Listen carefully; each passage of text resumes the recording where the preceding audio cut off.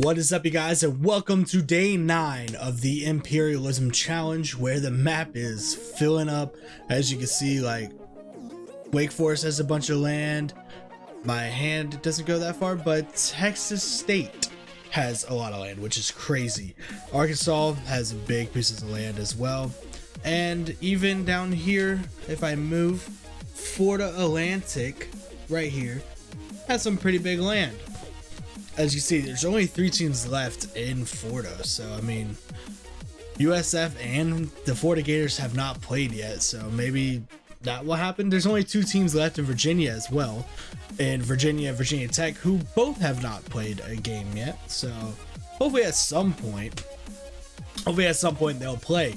But let's be reminded of the teams that were eliminated in day 8. The BYU Cougars, the Georgia State Panthers, the Navy Midshipmen, the Purdue Boilermakers, the Rice Owls, San Jose State University Spartans, the SMU Mustangs, Southern Miss Golden Eagles, the Troy Trojans, and the UTSA Roadrunners. And now that we know the teams that were eliminated, and we can see that a lot of land has been changed, let's see who's at the top of the leaderboard now. Wake Forest has 9, Western Kentucky has 7, and Oregon has 6.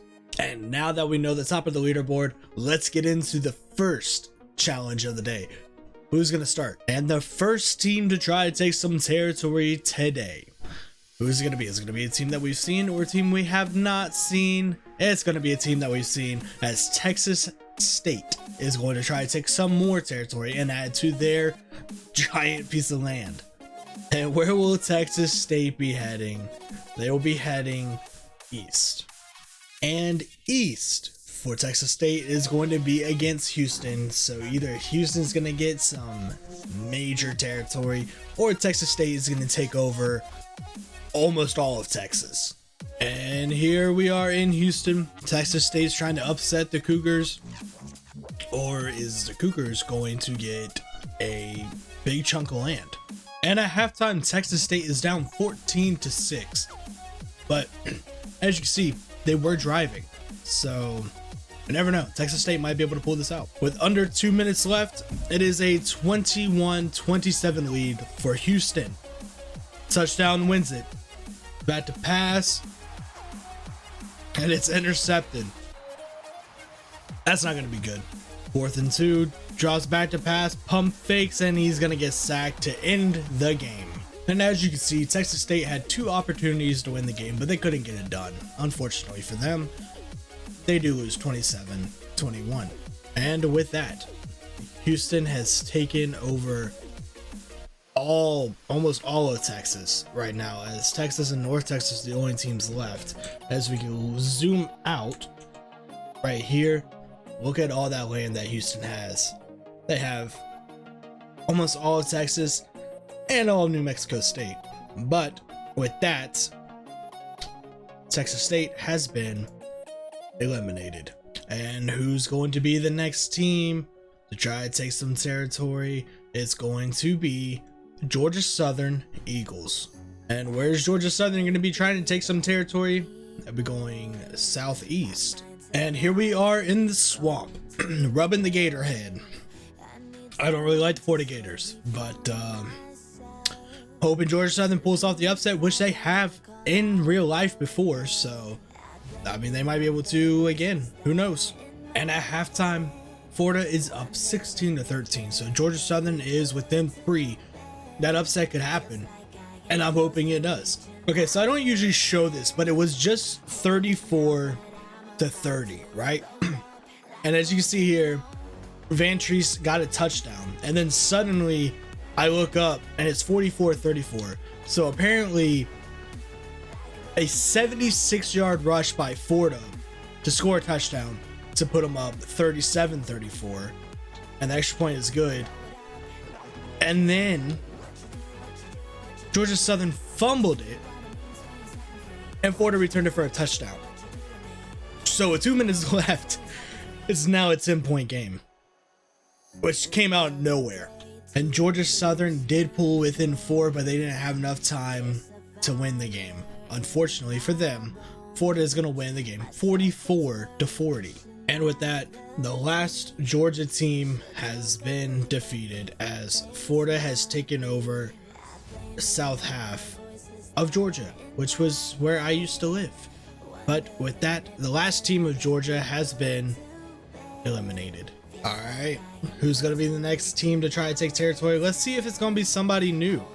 We've had a few new teams, but it's not, because we're going to be playing, or Arkansas is going to be trying to get some more territory.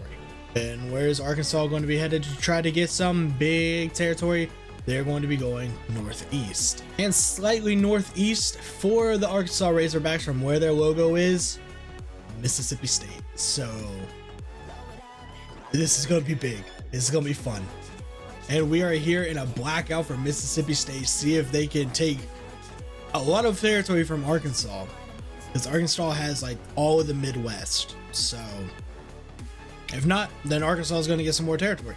And at halftime, Mississippi State is up 7. It's a really close game. They were up 14-0, should I tell you. And Arkansas has come back. So let's see if Arkansas State, or if Arkansas is going to beat Mississippi State. And unfortunately, Arkansas cannot get the win, as Mississippi State's going to take over the entire Midwest. And with that, Mississippi State has taken over almost all of the Midwest, as all that territory that Kansas had, that Arkansas took with one game. Now Mississippi State takes it all. So that's pretty crazy. And unfortunately for Arkansas, they have been eliminated. And let's try to get some teams that we haven't seen going. We have 67 left. Who's going to be next? It's going to be the Virginia Cavaliers for the first time. Where are the UVA Cavaliers going to be headed? They're going to be going north. This one is a little harder. So what I am going to do is go from this dot right here, press shift and color all the way up to see if it's going to hit Rutgers or West Virginia first. So let's see who they're going to have to play. Go straight. They hit West Virginia first. So it is going to be UVA versus West Virginia. And the two teams I hate the most in college football are about to play each other. I wish they could both lose, but if I had to pick one, I would pick for UVA to lose. So hopefully UVA loses. And at halftime, West Virginia is up 14-3. Let's hope they can keep going. And with 2 minutes left, West Virginia is down 24-21. They got to drive, tie the game up, or win the game.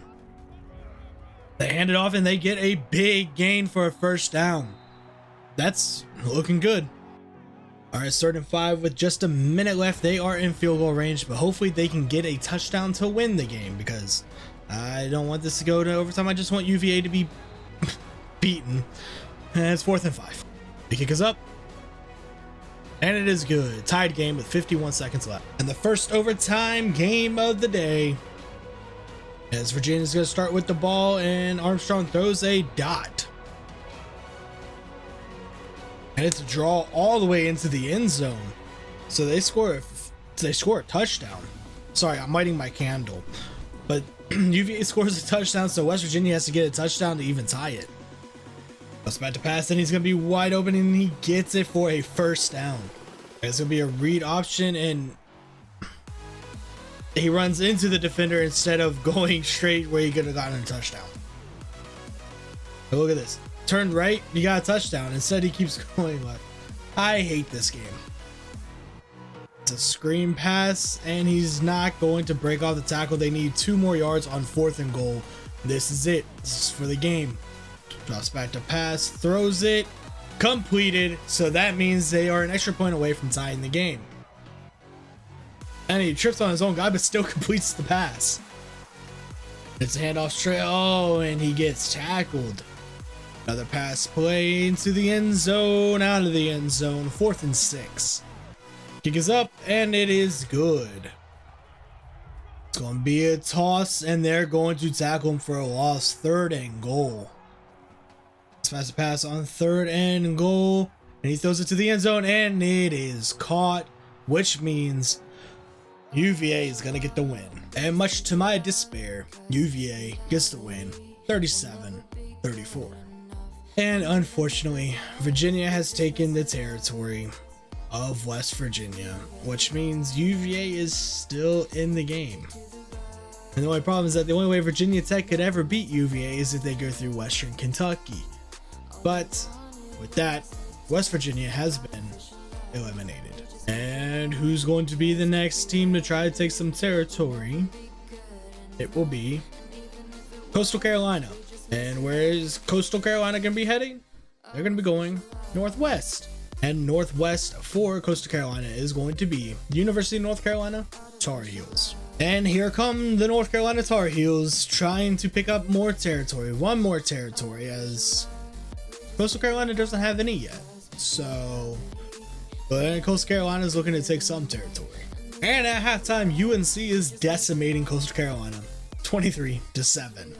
Unfortunately for Coastal Carolina, they stood no chance. 53-7. And with that, UNC has taken over some more territory, just one, as they have taken care of Coastal Carolina and has expanded down south to South Carolina. And Coastal Carolina has been eliminated. And the next team to try to take some territory is going to be the Akron Zips. And the Akron Zips are going to be headed southeast. And southeast for the Akron Zips is going to be the Ohio Bobcats. And we are playing two teams that we have yet to play, Ohio and Akron. Probably not going to be a fun game, but hey, you never know.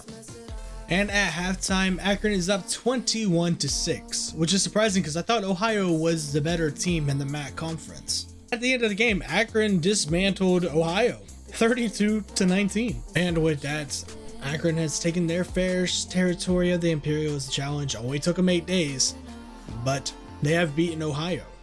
And Ohio has been eliminated. And the next team to try to take some territory with 44 teams left is going to be the North Carolina Tar Heels. And where are the Tar Heels going to be headed to take more territory? Northwest. And northwest for North Carolina is going to be Western Kentucky. And this map is going to fill out pretty big with whoever wins this one. And here we go. Western Kentucky has beaten some top dogs, and North Carolina is on their next list, or next on their list to beat. So let's see if they can. Now, if you're going to tell me that Western Kentucky was going to be the surprise pick for this series, would never have believed you. But they are up 24-8 against North Carolina. And much to my surprise, Western Kentucky dominated UNC 45-20. That blows my mind. And somehow, some way, Western Kentucky continues to be the Cinderella pick for this. They completely surrounded Duke. So Duke has to play Western Kentucky at some point. So that's going to be fun. But Western Kentucky did beat North Carolina. And now North Carolina has been eliminated. And with 43 teams left, we are getting down to it. Who's going to be next? It will be the Michigan State Spartans. And where's Michigan State going to be headed? East. And east for the Michigan State is going to be Eastern Michigan Eagles. I don't actually know. And with one of the cool fields, we are here in Eastern Michigan. They are the Eagles. I was correct. They have a gray field, so I mean, it's pretty cool. But let's see if they can continue and beat Michigan State. These are two teams that we haven't seen yet, so that's pretty interesting. And at half, Michigan State is up 21-3. And unfortunately, we won't be seeing the cool field anymore, as Eastern Michigan has been beaten 35-18. And with that, Michigan State picks up their first territory, as they have beaten the Eagles. And sorry, my cat was making noise, but Eastern Michigan has been eliminated. And with two teams left, who's going to be next? It looks like it will be University of South Florida. And where will the University of South Florida be heading? Be going southeast, which can only mean they're going to be playing Florida Atlantic. And USF is coming to take on Florida Atlantic. Not Florida, but Florida Atlantic. And it's a rivalry game, so let's see who wins. And at half, I think we have the lowest score we've ever had, as USF is up 3-0. And it finally got good as they only finally scored in the fourth quarter. But unfortunately, that field goal in first quarter for USF was the deciding factor as they win 17-14. And with that, USF has taken over Central Florida and South Florida as they take Tampa, Orlando, and Miami from Florida Atlantic, as Florida Atlantic has been eliminated. And the last team to be trying to get some territory for day 9 is going to be Northern Illinois. And where will Northern Illinois be headed? North. And north for Northern Illinois will be Wisconsin, but Michigan has taken that territory, so they'll be playing against Michigan. And we are in the big house.